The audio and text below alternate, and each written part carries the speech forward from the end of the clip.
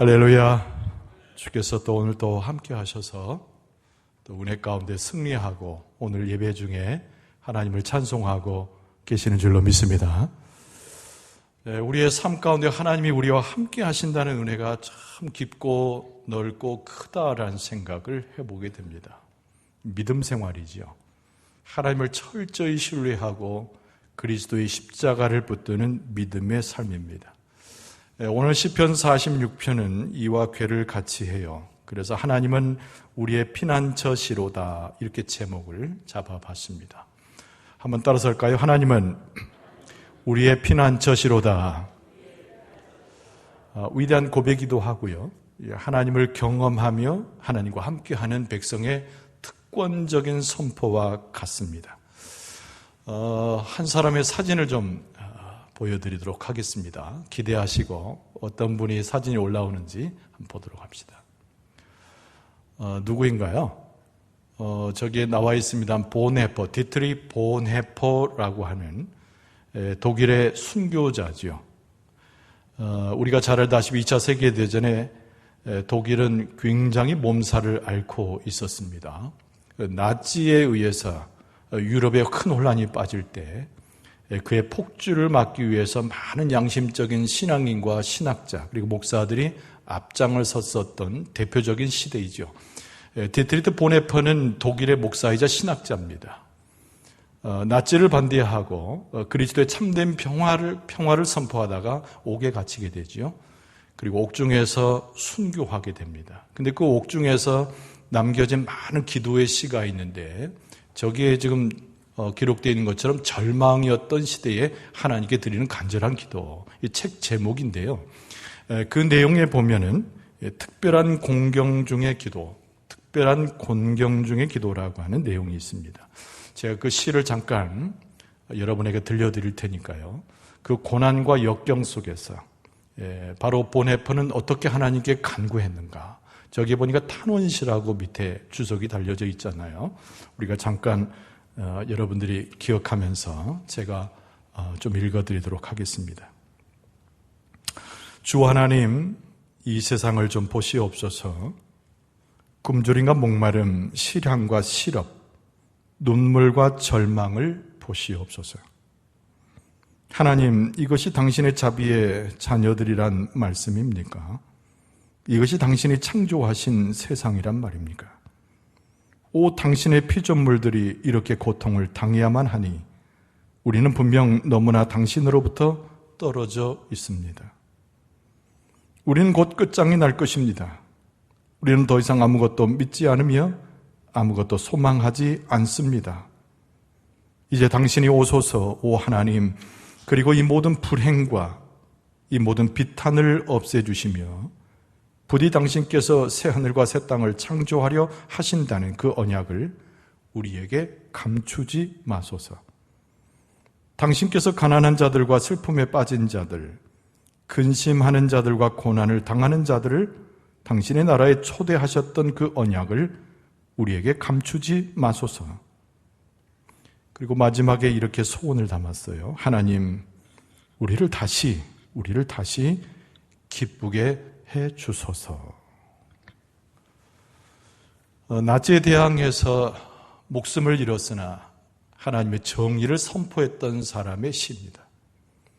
유태인이 600만 명이 학살당하는 장면을 보고 이것은 정의가 아니라고 이야기하면서 불의에 맞섰던 사람들의 시입니다.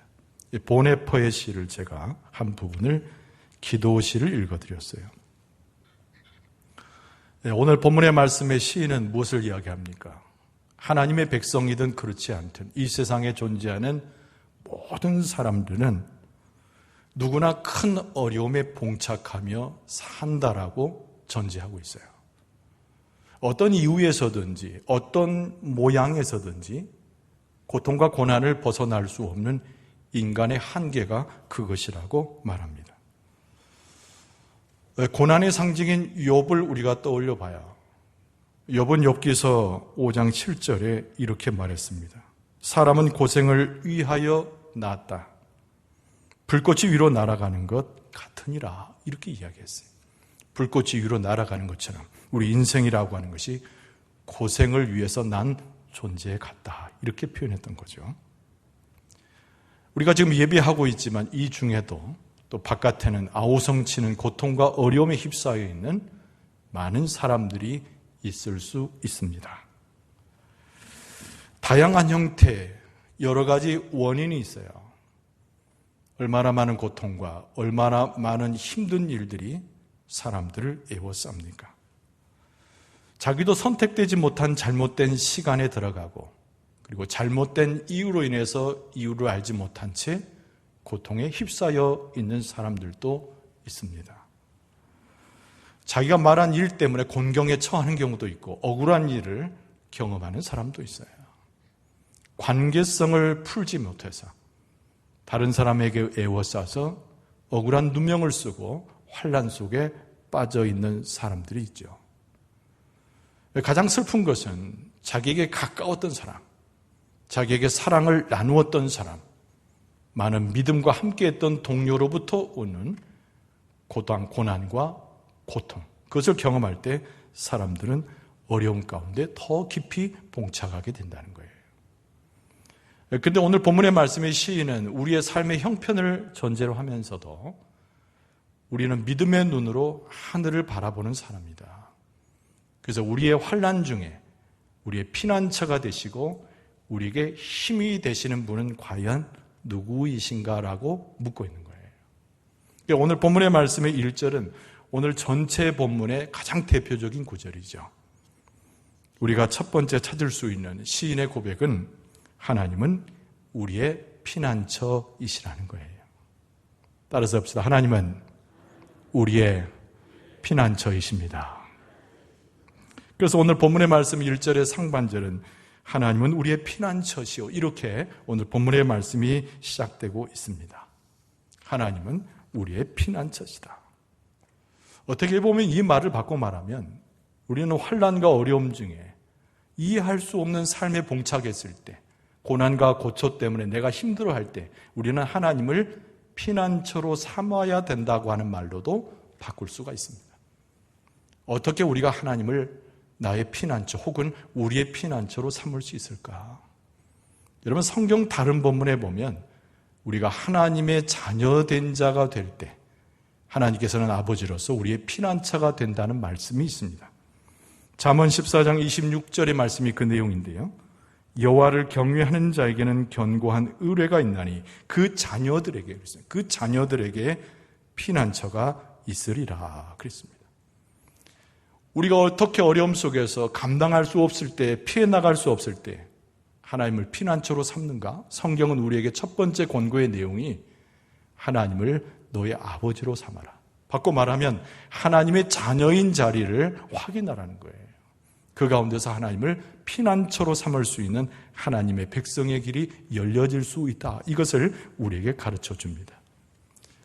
여러분, 그런데 우리는 하나님의 어떻게 자녀가 됩니까? 우리가 신약성경 기초를 보면 예수 그리스도의 십자가에 구원하시는 은혜, 예수 그리스도를 중보자로 삼아서 우리는 하나님과의 관계에서 하나님은 나의 아버지, 나는 하나님의 자녀된 자로 그 자리를 회복할 수 있지요. 근데 성경의 다른 본문에 보면 주의 이름을 부르는 자들 이렇게 표현합니다. 주의 이름을 부르는 자들, 주의 이름을 찬송할 수 있는 자들, 주의 이름을 하나님으로 고백하는 자들, 그들에게는 권세가 주어지는데 하나님의 자녀가 되는 권세를 주신다 그랬어요. 그러니까 우리가 예수 그리스도를 통해서 하나님과의 관계가 회복이 되잖아요. 그리고 우리의 정체가 하나님의 자녀로 바뀌게 되죠. 근데 중요한 것은 그것이 하나의 권세라는 거예요. 하나님의 자녀가 된 권세라는 거예요. 근데 원문을 좀 찾아보니까 우리가 하나님의 자녀로서 권세를 누린다는 의미가 아닙니다. 하나님의 권세를 인정하는 우리의 입장을 갖는다는 의미예요. 엑수시아라고 하는 헬라어를 사용하는데 이 신약 성경에 나타나는 우리가 하나님의 자녀의 권세를 갖는다고 할 때 그 말의 원뜻은 뭐냐면 우리가 하나님을 나의 아버지가 되신다고 떳떳하게 주장할 수 있는 권리를 갖는다 그런 뜻이에요. 우리가 권세가 있는 것이 아니에요. 우리가 자녀가 되었다고 해서 그 자녀의 신분이 우리에게 권세가 있는 것이 아니고 하나님이 권세가 있고 하나님의 이름이 권세가 있고 하나님의 능력이 권세가 있는데 우리가 하나님의 자녀된 자로서 하나님의 그 권세가 나의 모습 가운데 들어온다고 자녀임을 고백할 수 있는 그 권리라. 그것이 하나님의 권세, 자녀의 권세라고 설명한다는 거예요. 오늘 여기에 예배로 참석한 분들은 그리스도의 이름으로 하나님께 예배하는데 우리가 하나님의 권세를 기억하게 될 때 우리의 피난처 되신 하나님께 가기 위해서 하나님의 권세를 이야기하는데 우리가 떳떳하게 당당하게 예수 그리스도의 이름으로 우리는 하나님의 자녀가 되는 권리를 갖게 됐다고 온 만방에 선포하는 용기와 힘을 가질 수 있기를 바랍니다. 이사야서 25장 4절에 보면은 하나님을 가르치는 본문이 거기에 등장해요.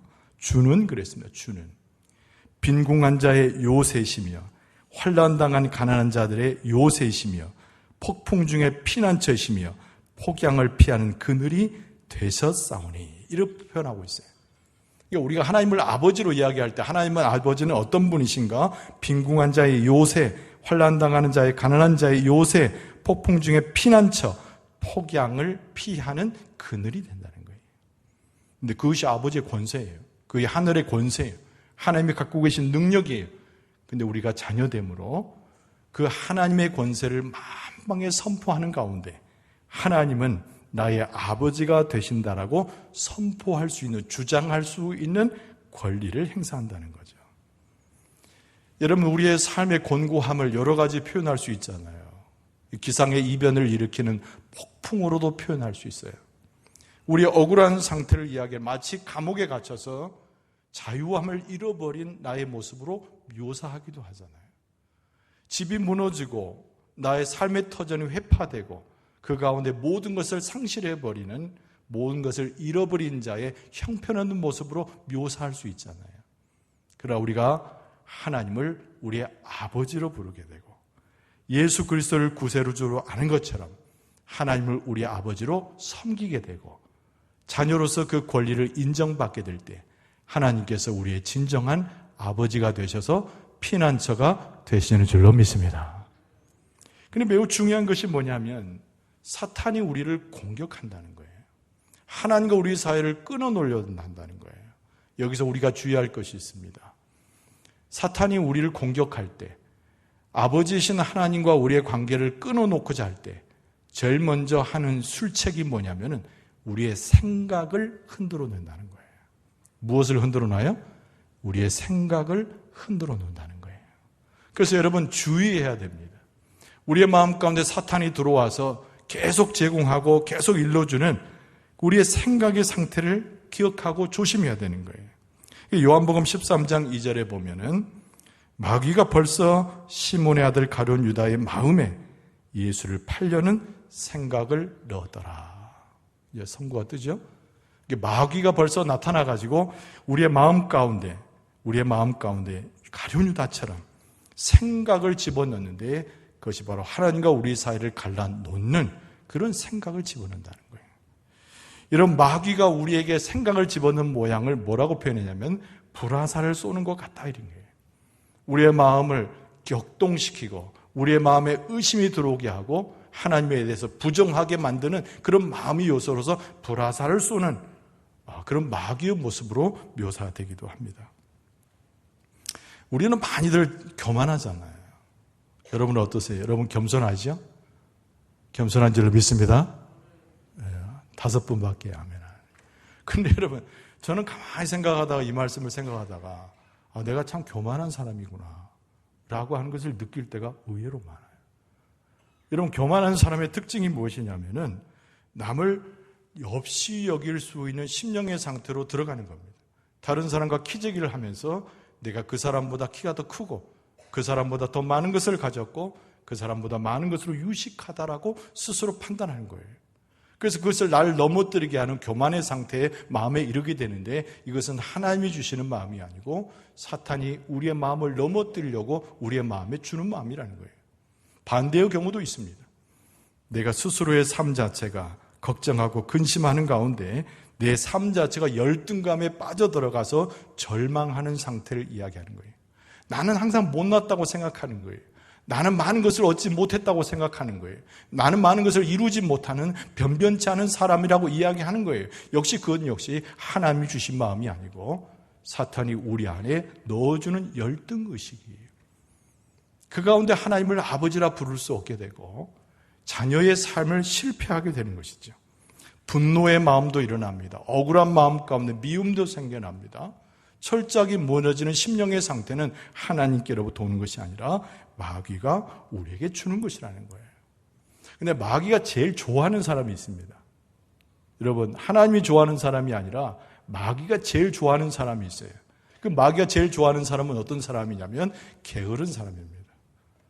아침에 늦잠 자는 사람을 이야기하는 것이 아니라 여기서 말하는 게으름이라고 하는 것은 하나님의 선한 것에 대해서 도무지 생각할 줄 모르는 사람이에요. 하나님의 선한 계획이 마음에 없어요. 또 그런 계획을 주어줄지라도 계속 지연이 됩니다. 차일피일 미루게 돼요. 여러분, 새해 지난번 이제 벌써 꽤 시간이 흘렀는데 어떤 결심을 하고 올 한 해를 시작했는지 여러분 기억나십니까? 기억조차 안 나는 분도 많을 거예요. 나는 올해는 성경을 읽고 하나님 앞에 기도하고 경건한 자의 모습으로 서리라. 연말 연시에 그런 결심을 했을 거 아니에요. 사탄이 자꾸 우리의 마음에 들어오면 우리 그런 생각과 선한 의지들을 지연시키는 거예요. 계속 지연시키는 거예요. 그것이 바로 영적 게으름입니다. 바로 사탄이 우리의 심령과 마음을 흔들어 놓는 거죠. 생각을 불편하게 만드는 거예요. 그 모습 속에서 하나님과 우리의 관계를 깨뜨리게 됩니다. 바로 그것이 하나님께 피해야 할 우리의 심령이 사탄의 올감에 의해서 떨어져 버린 상태. 그것은 하나님께서도 원하지 아니하시고 우리의 삶의 굴곡과 어려움을 계속 지연시키는 어리석은 자의 태도임을 기억해야 되는 거예요. 그래서 고린도후서 6장 2절에 보면은 하나님의 은혜 받을 때를 이야기합니다. 하나님 안에서 선한 의지를 가지고 생각할 때를 이야기하는 거예요. 하나님 앞에 올바르게 행동할 때를 이야기합니다. 보라, 지금은 은혜 받을 만한 때요. 보라, 지금은 구원의 날이로다. 지금의 현주소를 이야기하는 거죠. 지금의 상태를 이야기하는 거예요.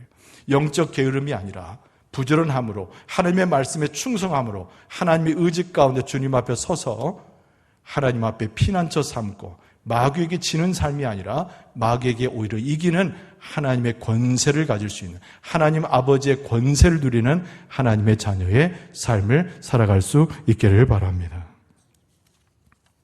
여러분, 오늘 본문의 말씀에서 매우 중요한 건 뭐냐면 하나님은 우리의 힘이 되신다는 거예요. 오늘 본문의 말씀의 핵심입니다. 한번 따라서 합시다.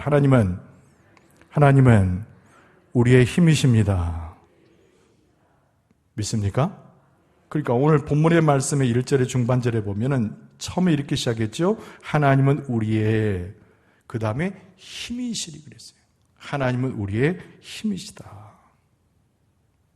여러분, 가만히 보면 우리가 쉽게 하는 행동이 있어요. 그게 뭐냐면 포기하는 겁니다. 꿈을 세우고 하나님 안에서 비전을 갖고 하나님의 뜻대로 행한다고 하면서도 우리 가운데 습관적으로 행하는 것이 있는데 포기하는 거예요. 그 포기할 때 우리의 심령의 상태를 가만히 보세요. 내가 줄을 잡았는데 그 줄 끝에 내가 이르렀다고 판단하는 거예요. 더 이상 미래도 없고 더 이상 비전도 없고 내 삶 자체에 어떤 것도 이룰 수 없으리라고 생각하는 마음속에서 포기하는 거예요. 여러분, 그때 우리가 반드시 기억해야 됩니다. 그런 순간에 포기하고 싶을 때, 내려놓고 싶을 때, 뒤돌아서고 싶을 때 하나님은 능력과 힘을 가지시고 우리를 도우시는 분이라는 거예요. 하나님께서 우리 교회를 도우시고 여러분의 가정을 도우시고 여러분의 심령과 삶을 붙잡아 주실 줄로 믿습니다. 여러분, 이스라엘 백성들을 구원하기 위해서 하나님께서 모세를 애굽 땅에 보내셨잖아요. 근데 모세는 80세에 하나님의 놀라운 부르심을 받고 그 지팡이를 쥐고 아론과 더불어 애굽 땅에 들어갔습니다. 의기양양했죠. 내 백성을 보내라. 근데 9번째까지 재앙이 있었을 때에도 바로는 이에 굴하지 않고 그의 마음이 완악했다고 성경에 되어 있어요. 이스라엘 사람들이 얼마나 불안했겠습니까? 모세가 차라리 오지 않았더라면 우리의 노예 상태에서 어느 정도 자유도 있고 어느 정도 먹을 것도 먹었는데 저 사람이 와서 더 우리를 위험하게 만든다 생각을 했을 거란 말이에요. 그러나 10가지 재앙에 초태생이 죽어나가는 광경 가운데서 극적으로 바로가 항복을 하게 되죠. 그때 이스라엘 백성들이 드디어 애굽을 나오게 됩니다. 또 한 번의 위기를 만나는데 홍해 앞바다에 이르렀을 때예요. 홍해를 건널 수가 없습니다. 넘실대는 파도가 있고 좌우에는 광야가 있어요. 흔히 우리가 이야기하는 사면초가의 상태에 빠진 거 아닙니까? 그런데 뒤를 돌아보니까 바로가 군사를 이끌고 불병거를 타고 쫓아오는 거예요. 전체가 막혀진 상황이죠. 여기서 죽게 되었다. 모세를 원망하기 시작합니다. 그리고 하나님을 저주하고 원망하기 시작합니다. 애굽 땅에 우리의 매장지가 없어서 이곳에서 죽게 하느냐 아우성치기 시작하죠. 그의 마지막의 순간이에요. 이스라엘 백성들은 무엇을 판단했을까요? 지금 마지막이라는 거예요. 내 인생이 여기서 끝이 난다는 거예요. 그러나 하나님께서 역사하셔서 이스라엘 백성을 붙들어 주심에 홍해를 건너게 되고, 그리고 이 이스라엘 백성들을 쫓아왔던 애굽의 군사들을 홍해에 수장시키게 되는 것이죠. 여러분, 그 위에도 여호수아에 의해서 우리가 잘 아는 대로 여리고성에 들어가는 장면도 마지막 7바퀴를 돌 때에 여리고성이 무너졌다는 걸 기억할 필요가 있습니다. 이런 바울과 실라가 복음을 전하려 마게도냐의 그 빌립보에 들어갔을 때 그들의 행위와는 아무 상관없이 옥에 갇혔잖아요. 죽을 수도 있는 상황입니다. 그러나 그때 하나님을 인정함으로 옥이 흔들려지고 지진이 나면서 오히려 간수쟁이가 빌립보 교회의 설립자가 되는 놀라운 역사를 사도행전은 쓰고 있습니다. 핵심적인 내용이 무엇인가요? 우리는 모든 것 가운데 포기하기를 원할 때, 이제 다 됐다 싶어서 놓고 싶을 때, 마지막 순간에 내 육체적인 목숨 가운데서 하나님으로부터 온전히 동떨어져서 하나님이 나를 돌보지 않는다고 판단할 때, 그러나 하나님은 그때에 우리를 찾아오셔서 하늘의 놀라운 신령한 복과 하나님의 놀라우신 힘과 그 능력으로 우리와 함께 하신다는 거예요. 우리에게 고난이 중단할 수 있습니다. 고난이 계속될 수도 있어요. 그러나 중요한 것은 하나님이 그때 피난처가 되실 뿐만 아니라 우리에게 힘과 능력을 더하여 주셔서 우리를 살려주시고 오히려 우리를 강하게 하시는 분이 우리 아버지 하나님이신 줄로 믿습니다. 그래서 고린도 후서 2장 14절 상반절에 보면은 사도 바울이 이렇게 말했어요. 항상 우리를 그리스도 안에서 이기게 하시고 그랬습니다.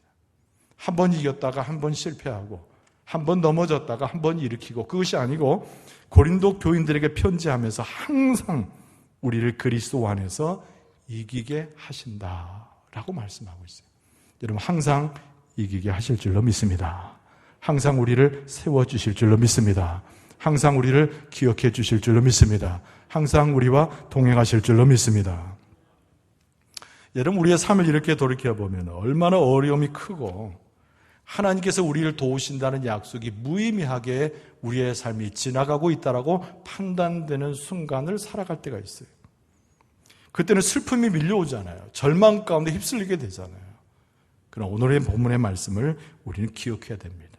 오늘 1절 하반절은 뭐라고 되어 있습니까? 환난 중에 만날 큰 도움이 되신다. 할렐루야. 할렐루야. 여기에 생략된 얘기가 뭐냐면 환난 중에 항상 만날 큰 도움이 되신다는 거예요. 여러분, 하나님은 우리의 아버지가 되시고 하나님의 이름을 부르는 자를 외면치 아니하시고 피난처가 되실 뿐만 아니라 하나님은 우리의 힘이 되셔서 우리에게 능력이 되심으로 우리에게 큰 도움이 되셔서 우리를 건져 주시는 줄로 믿습니다. 중요한 것은 우리가 그 하나님을 인식하는 거예요. 그 하나님의 말씀에 순종하고 하나님의 뜻대로 살아가는 겁니다. 그리고 우리가 신약적인 의미로 보면 우리가 하나님 앞에 부르짖고 선포할 수 있어야 돼요. 선포 내용이 뭐냐면 히브리서 4장 16절에 이 말씀을 선포해야 됩니다. 그러므로 우리는 긍휼하심을 받고 때를 따라 돕는 은혜를 얻기 위하여 은혜의 보좌 앞에 담대히 나아갈 것이니라. 여러분, 환난 중에, 어려움 중에, 소망이 없을 때 기억해야 됩니다. 하나님의 은혜의 보좌 앞에 나아가는 용기가 우리에게 필요한 거예요. 하나님께서 여러분과 저를 도우실 것이고 교회를 건성하여 세울 것이고 여러분의 가정을 돌보실 거고 여러분의 삶에 힘과 용기를 주셔서 이기도록, 승리하도록 아버지의 권세 가운데 이끌어 주시고 함께해 주실 줄로 믿습니다.